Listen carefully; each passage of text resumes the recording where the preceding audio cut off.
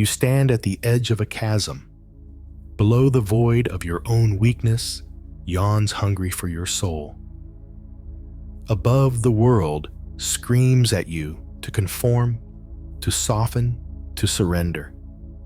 And in the middle, she stands, her eyes like mirrors reflecting your desires, your fears, your untested strength. You think she's your salvation.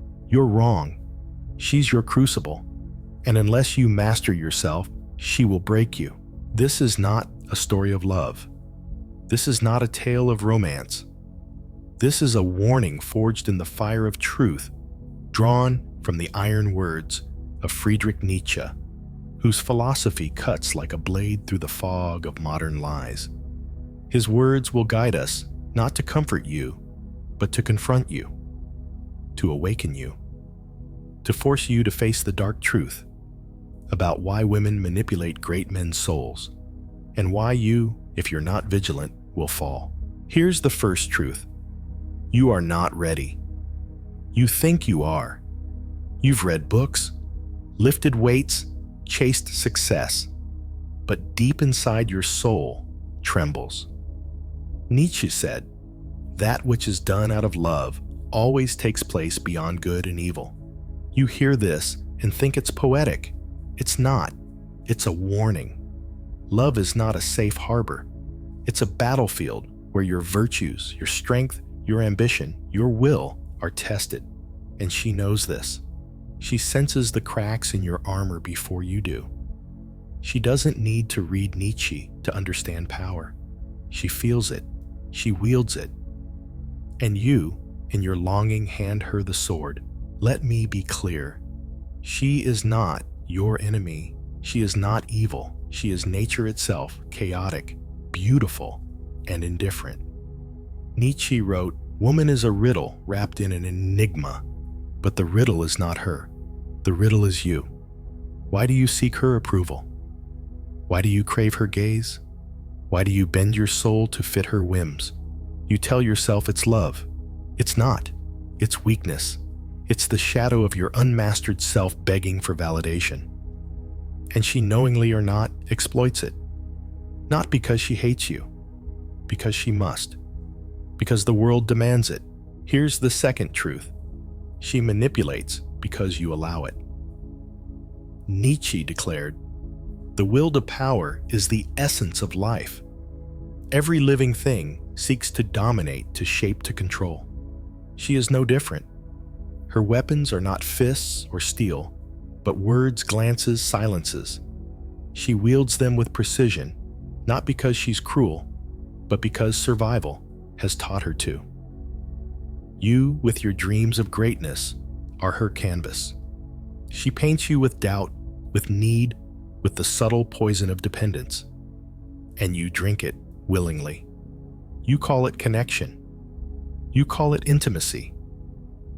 It's neither. It's a chain. Let me be clear. She doesn't plot your downfall in secret. She doesn't scheme like a villain in a story. Her manipulation is instinctual, woven into the fabric of her being. Nietzsche said, "The true man wants two things, danger and play. For that reason, he wants woman as the most dangerous plaything." You hear this and think it's about her. It's not. It's about you. You chose the game. You stepped into the arena, and now you're surprised when the rules aren't fair?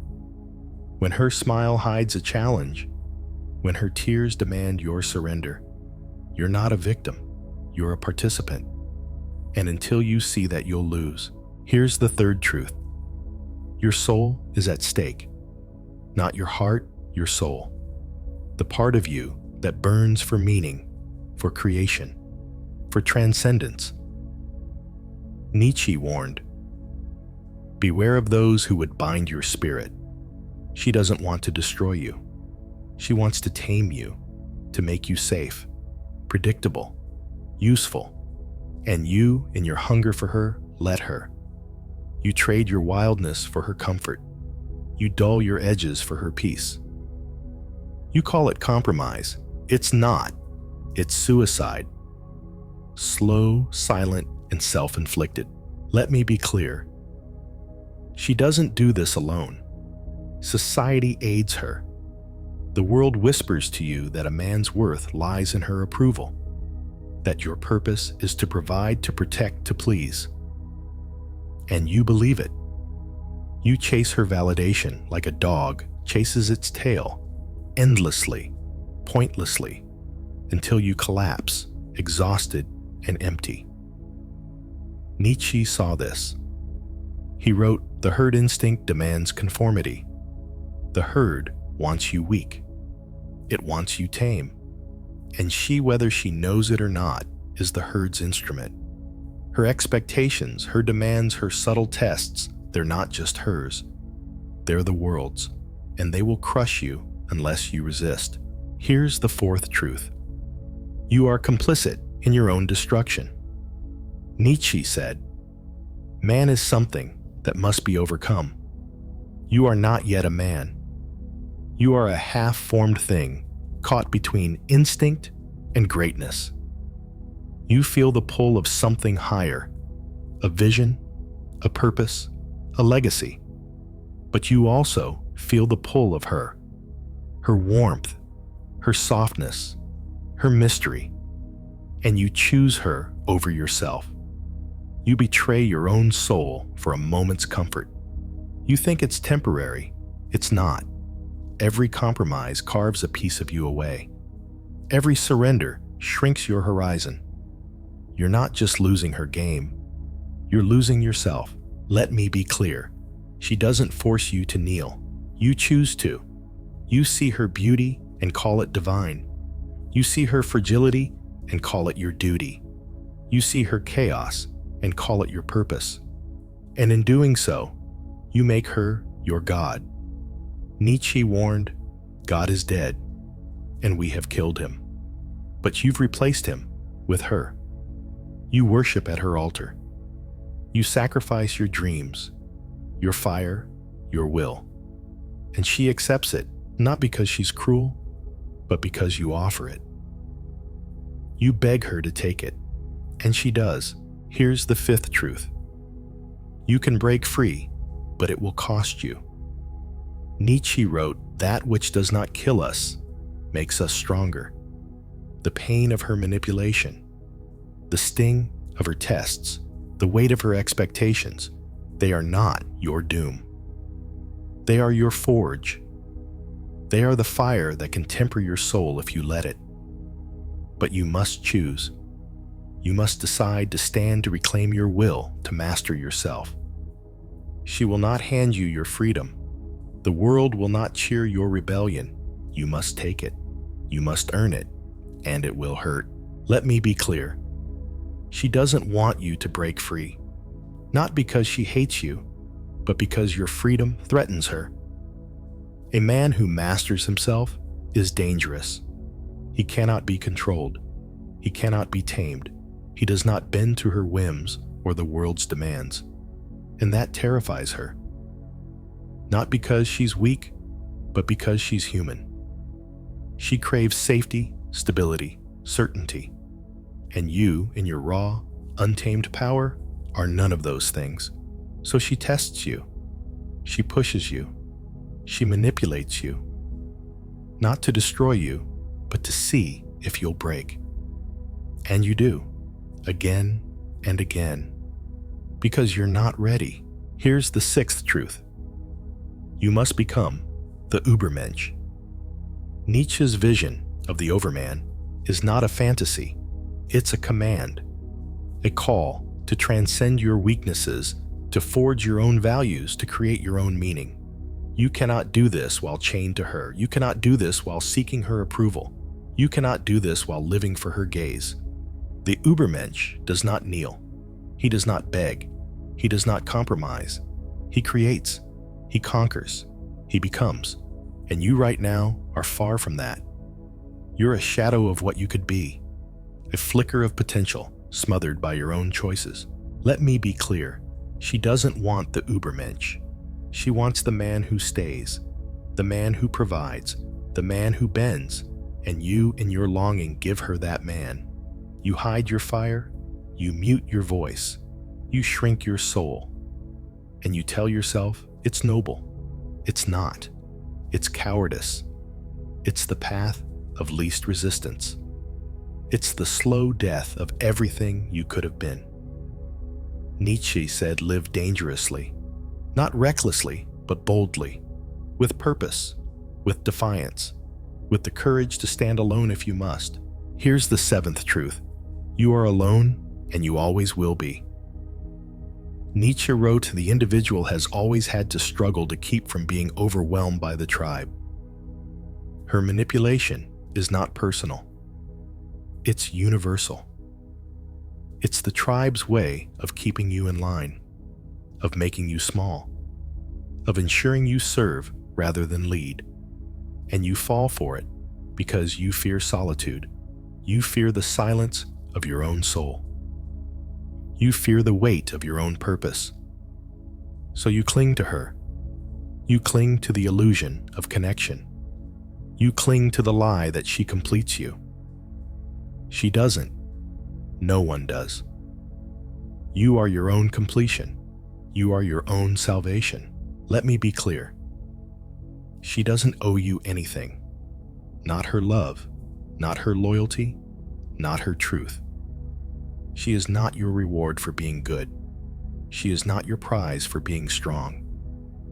She is a mirror reflecting your own weaknesses back at you. And until you face those weaknesses, until you confront the parts of you that crave her, that need her, that bend to her, you will remain her prisoner. Not because she chains you, but because you chain yourself. You hold the key. You always have. Here's the final truth. You must choose, right now, today, this moment. Nietzsche said, become what you are, not what she wants, not what the world demands, not what your fears allow. What you are, the man you were born to be, the man whose soul burns with purpose, the man whose will cannot be broken, the man who stands not because he's loved, but because he's free.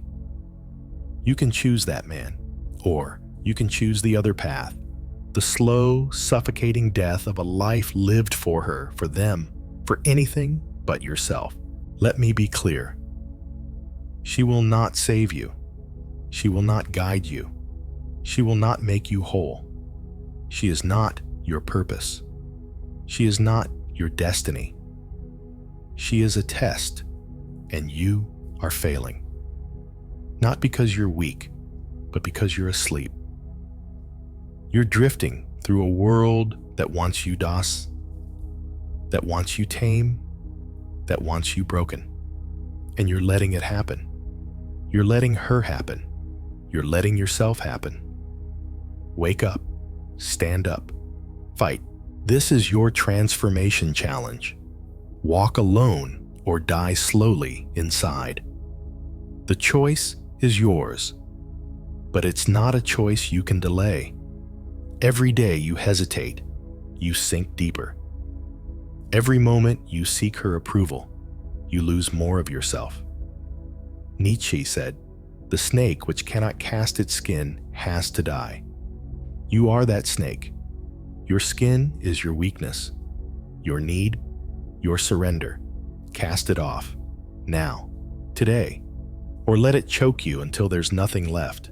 Walk alone, not forever, but until you're whole, until you're strong, until you're the man who can stand before her, not as a beggar, but as a king, not as a servant, but as a creator, not as a shadow, but as a son. Walk alone and forge yourself in the fire of solitude. Face your fears. Face your doubts, face the void within you, and fill it with your own will, your own purpose, your own truth, or die slowly inside. Let her manipulate you. Let her tame you. Let her define you. Let the world grind you down until you're nothing but a husk, a man who could have been but wasn't, a man who chose comfort over greatness, a man who chose her over himself. That's not life, that's death, and it's closer than you think. You stand at the edge of the chasm. The void below is your weakness. The world above is your chains. And she in the middle is your mirror. What do you see? A victim? A fool? Or a man who can become more? Nietzsche's truth is not kind. It's not gentle. It's not fair. But it's yours. Claim it or lose everything.